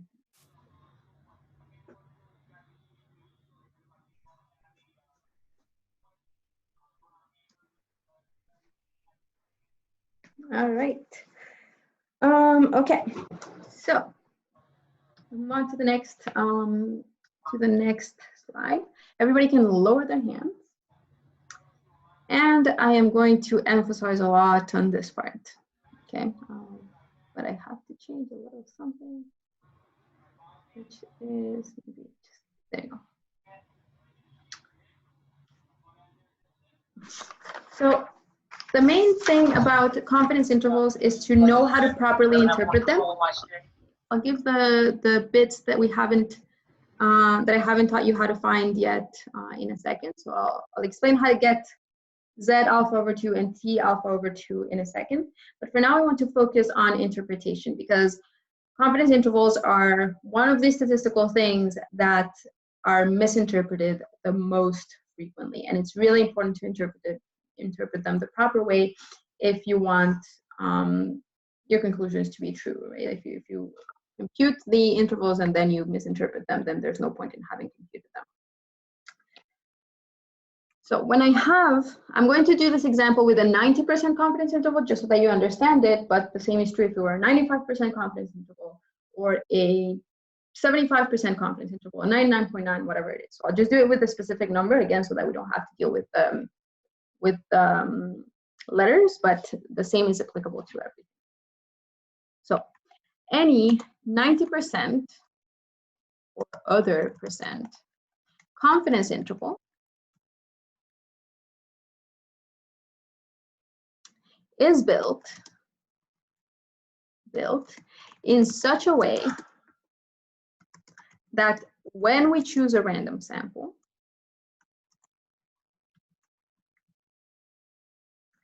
the probability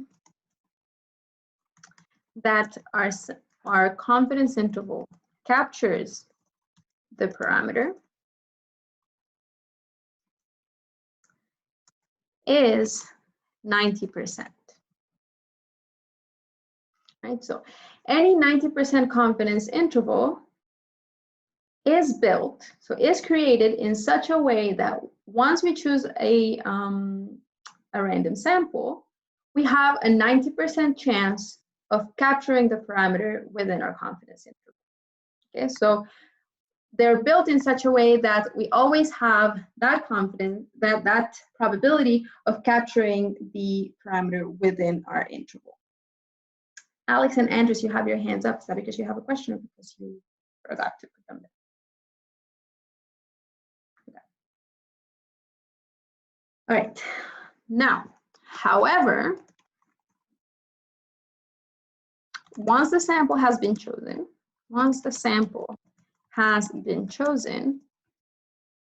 there is no randomness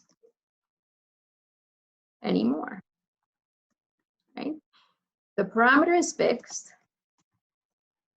So that means the parameter, either our mean, mu, or our proportion, p, the parameter is fixed, and our estimator is fixed as well, right? So that means that there's no probability involved anymore because there's no randomness anymore. There's no probability that something happened because either something happened or something didn't happen. Either our confidence interval will capture the parameter or a confidence interval will miss the parameter. No randomness anymore. Now we're just going to construct it and that's it. So all that we can say is that we are 90% confident, this is why we talk about confidence and not about probabilities, confident that the true parameter was captured by our confidence interval.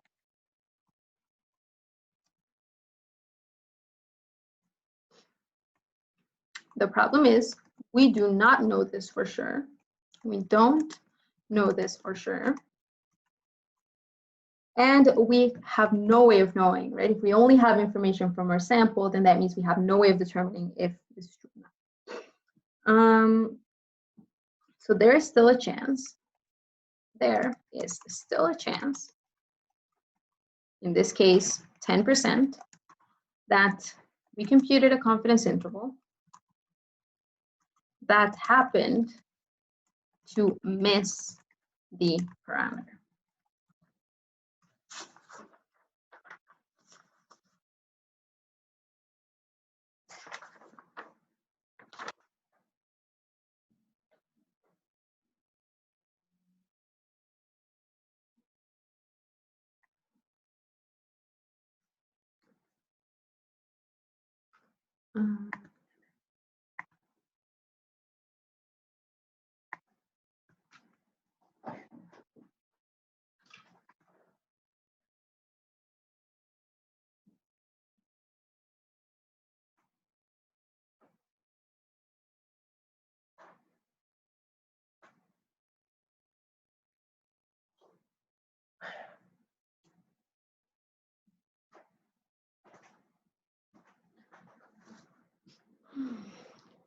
Okay, how are we doing?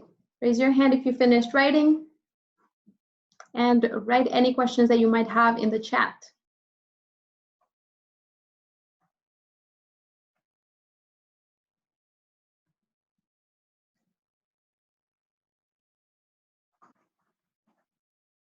One more minute for you to finish writing.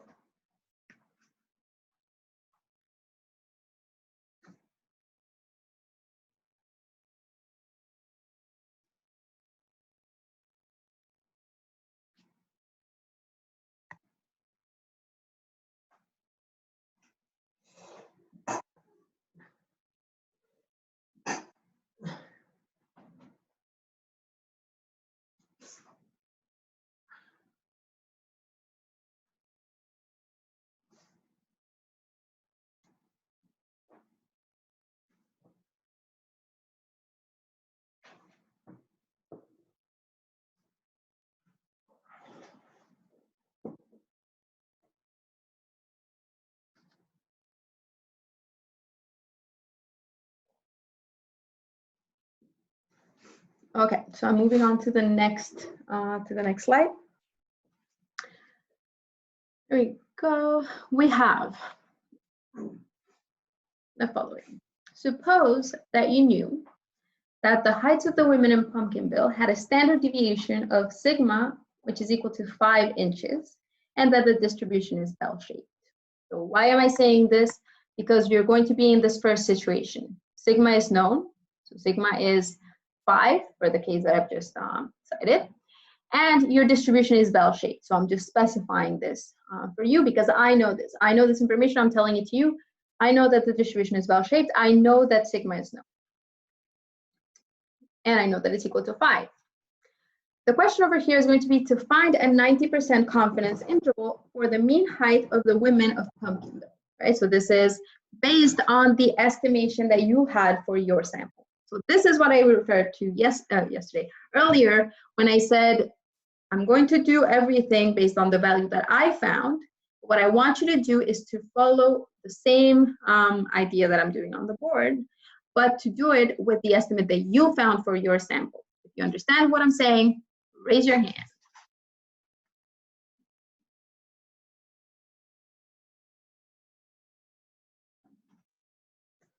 Good. So I have a lot of people that are raising their hand. So here we go. I have that X bar for me was equal to, so X bar for me was equal to 65.3. For you, this value is going to be different, most likely. I know that sigma is known.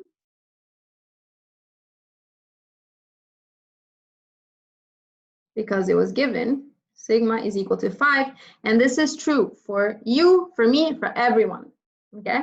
Because all of our samples come from the same population, right? So this is the standard deviation for the population. Sigma is known. And I know that it is mound-shaped. Mound-shaped, bell-shaped. Bell-shaped. Which means that the confidence interval will have the following shape. It will be equal to X bar plus or minus Z alpha over 2 times sigma over square root of n. Okay. So let me just highlight the things for which we already know the values. I already know what X bar is in my case. We were given the value of sigma over here. We already know that our sample has 20. So I want you to do this with the 20, with the sample size of 20. So with the estimate that you got for your sample of 28 individuals. And all that we have to do now is figure out what this number is. Now here's where the Z distribution comes back to haunt you. There's no way around it. I told you this at the beginning, and this is what we're gonna have to do. So this is the number that we're going to try to find, okay? It's fairly simple, and this is really the only other thing that you're gonna have to do with Z distributions for the rest of the semester, so you just have to understand this one thing. what we want is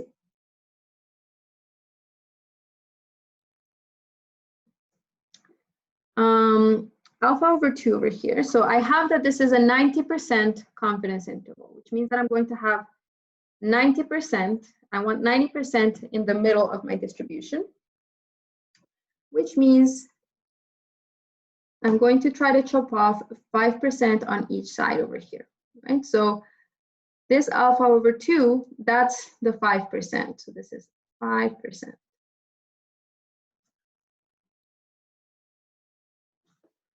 Okay, so 5% over here. And so what we'll do here is we're trying to find this value over here. Okay, this will be Z alpha over 2, which in this case is Z of 5%. So the thing that splits the top 5% from the rest. And so I'll have to look in my distribution for 90 plus this bottom 5%, so 95%, and the value that splits this top and bottom. Okay, so the question is, what is this number?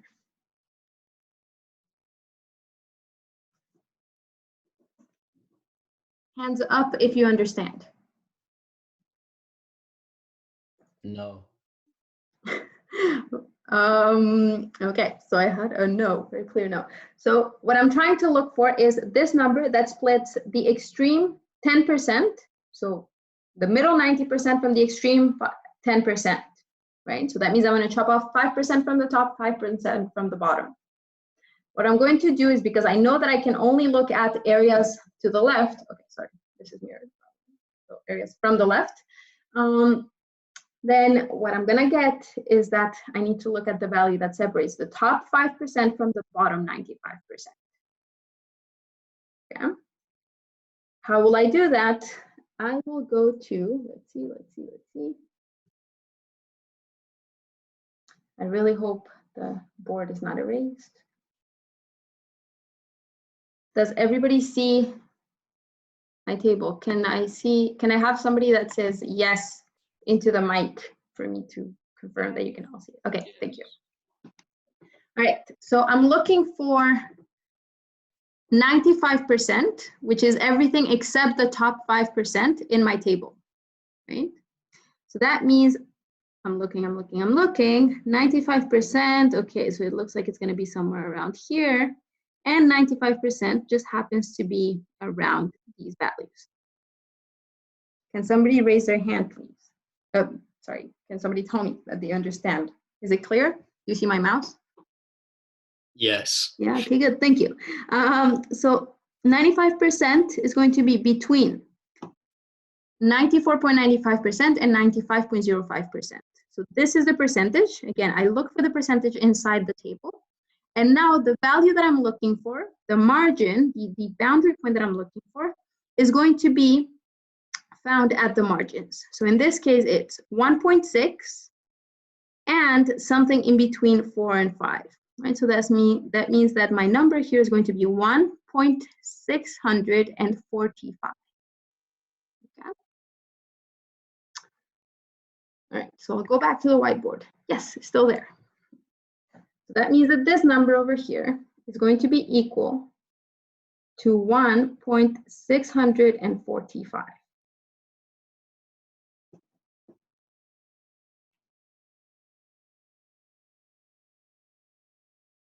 Okay, if at some point you're doing a problem or something like that, and you're getting confused, you don't know what to do, you come back to this video and you look at how I found it on the table. Okay, so it's always going to be like, Miss, is the alpha also related to the 1.645 or just the z? so this is all, so 1 minus alpha, this is the thing that corresponds to 90%. So the alpha over here is just the area at the top. So the 5% over here, that's the same as alpha over 2. Oh, okay. Yeah. So it's just a notation. It's just because you're going to find it like that. So if you look for it online, I want you to be able to identify the terms that correspond to everything. But really, you can just follow the example that I just did. And I think it's a little bit easier because there's not that many letters. It's just like about finding concrete percentages. Okay, so then now we're ready to replace everything. We have that my interval is going to be of the form 65.3. For you, it's going to be a different value. So 60, oops. So this is going to be, the lower bound is 65.3 minus Z alpha over 2, which in my case is 1.645. And my times sigma, which in this case is 5, divided by square root of n, which is square root of 20.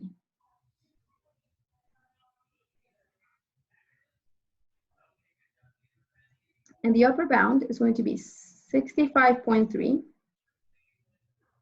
plus 1.645 times 5 over square root of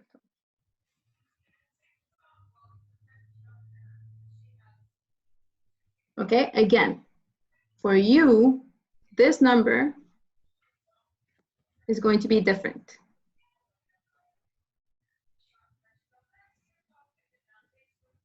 Is that okay? Can I see a show of hands for those of you who are following?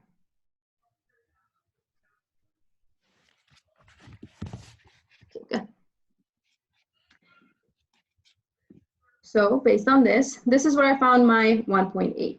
Okay, so Andres, you had asked this question, or someone else that had also asked this question. I think Sarah. 1.8 comes from this term over here. So when I evaluate 1.645 times 5 over square root of 20, I get approximately 1.8. And I find that my interval is 63.5, that's for me, 63.5, and 67.1.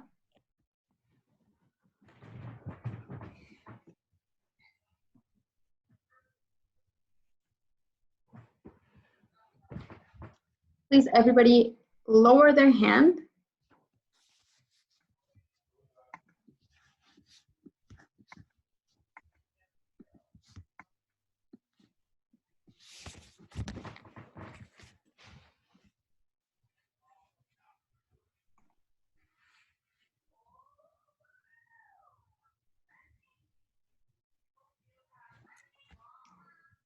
Okay. Can everybody that's finished a problem please raise their hand?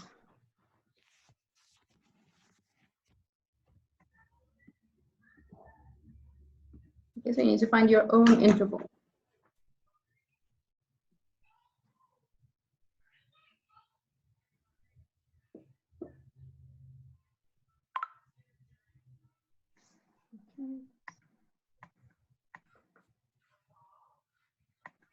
Okay, this is just 90%. What about 99%? It would be the same thing. So Lori's asking a very good question. What happens if it's 99%? And that means that you have 99% in the middle, 4% in the middle. And then you would have to find the corresponding value for 0.5% top and bottom. Okay, I won't finish that problem over here, but you can verify that it will give the same answer that I gave because I want to do the other case where you have a t-distribution. Is that okay, Olivia? So you would do it in exactly the same way. Okay, okay, hands up. Did everybody finish their own confidence interval? Again, if you finished your own confidence interval, please raise your hand. It's important that I have most of the confidence intervals here.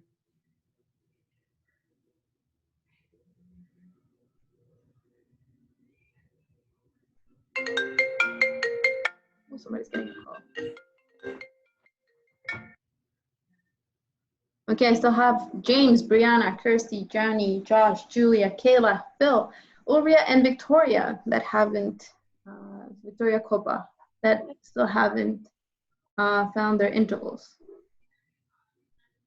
There you go, more hands up. Okay.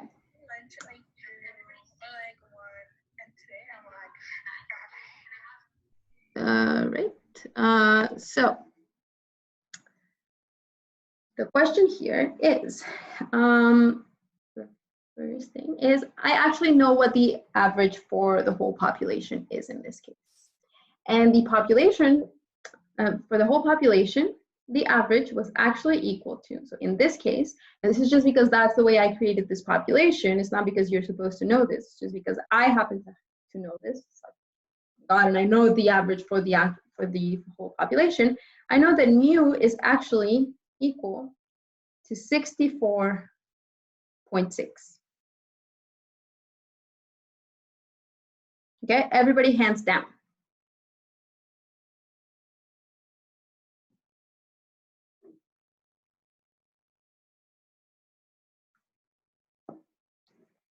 Now, I know that my interval has that parameter, and it just happened by chance. Okay, so chances are my interval is going to have captured the parameter, but only 90%, only about 90% of the intervals should have captured the parameter. So can I have a show of hands for those of you who have intervals that do not include the value 64.6? Okay, so I have Alexi, Brianna, Raphael, and Taylor. Are those of you who, okay. You see, I'm going to go back to completely the beginning. And I'm going to guess that the people that should have intervals that do not include those values are going to be, here. I should have James. I should have Ulria, probably. I should have Shauna. And I should have maybe Brianna, maybe Kirsty, and maybe Josh. Lorna, where's Lorna? Okay, so what I want you to find, please be very careful over here.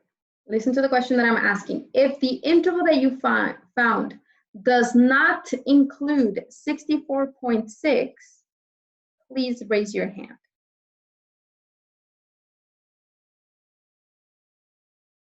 I don't mean that one of the bounds is 64.6. I mean that 64.6 is in between the two bounds. So for example, here I have that 64.6 is in my interval because 64.6, well, it's between 63.5 and 67.1. Out of you, who found an interval that does not include the value 64.6? Show of hands. I find that hard to believe that there's no.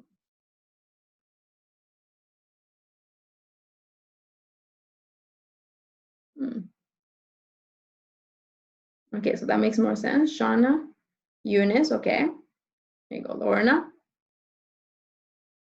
Ori, I'm pretty sure your interval should also not include 64.6. Kirsty as well, there you go. All right. Okay, so we have about 5 out of 40. That's pretty close to the 10% that we should be expecting, right? So we said about 10% of our intervals will not include the parameter, and that's exactly the case, right? So we have a couple of people that just happened to obtain samples that were perfectly correct. They had been found in the proper way, but that did not include the parameter that we were looking for. And unless you actually knew what the value was, you have no way of knowing that. So all that you can say is you're pretty sure that your parameter is going to be within your interval, but there is no way that you know 100%.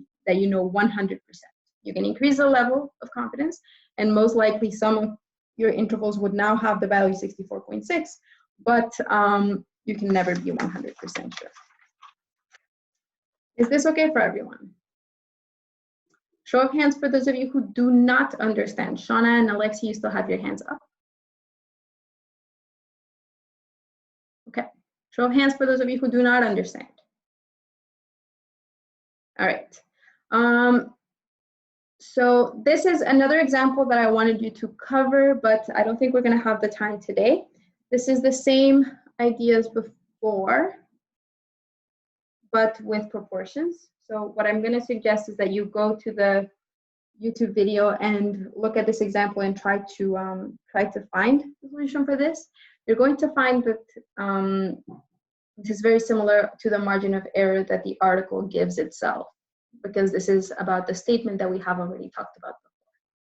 But before I let you go, I want to at least start this problem, because this is with a population of a sample of 25, which means we're going to use the t-distribution.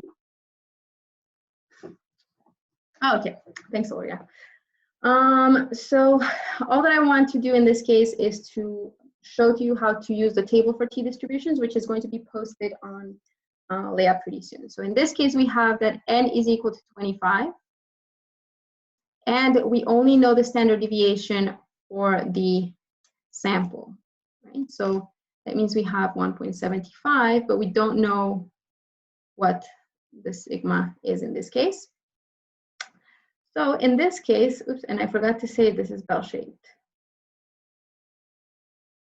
So in this case, we're going to use a t-distribution. Again, the logic is exactly the same. So here we go through our assumptions. So we know that the sample is small, sigma is unknown, and the distribution is bell-shaped. I just forgot this precision, but you can assume that now that I have specified it, which means we're going to use this formulation. Okay. So to use that formulation, we're going to have x bar plus or minus t alpha over 2 times s over square root of n. Again, you already know what x is, what s is, and what n is, because you have 25 people, that's your sample size. You have the average that is given, the standard deviation that is given, and the 25 people that are given. What we are going to do in this case is to try to find the t-value over here. I'm going to post a new table that is slightly different. So let me just share that over here. Where do I have it? Okay.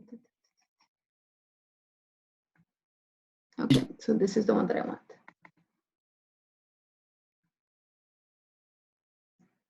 Does everybody see it or not yet?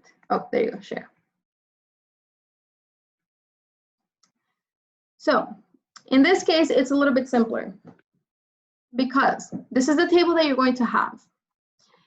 What you're trying to do in this case is to cut the two tails and to keep only 95% of what's in the middle, right? So you want to cut 5% out of both tails, right? So you have two tails that you want to cut at 5%, which means this one. And in this case, the column over here tells us the degree of freedom. So this is the little thing that I said at the end. You have degrees of freedom is always equal to n minus 1. In our case, that means 25 minus 1, which means I'm going to look at this row. And so I have the two tails over here. So two tails, chopping 5% from the tails, and going to 24 degrees of freedom gives me this value, 2.064, right? So then I can go back to this part over here. Because I had 95% with two tails, here I forgot to say this was, I need to erase.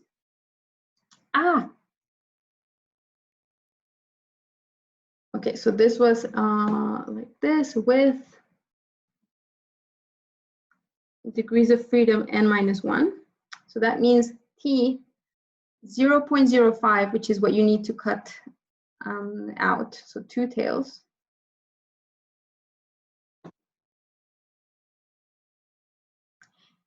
And n minus 1 is 24, is going to be equal to 2.064. Okay, and then you can plug into each one of your terms. So you can plug x bar, you can plug s, you can plug n, and you can plug the value of t that we just found. Does this make sense for everyone? If so, please raise your hand.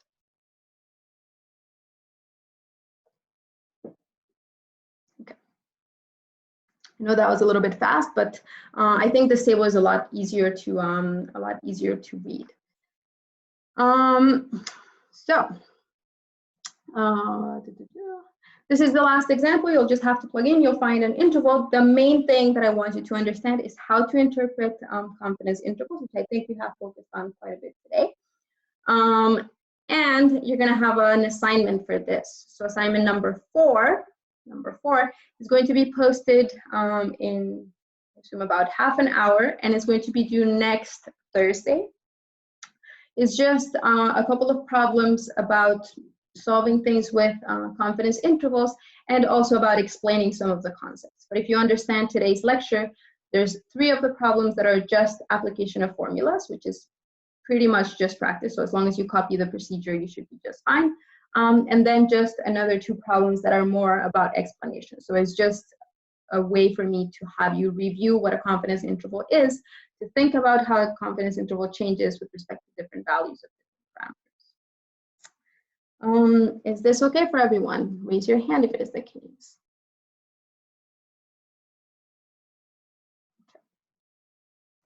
Any questions?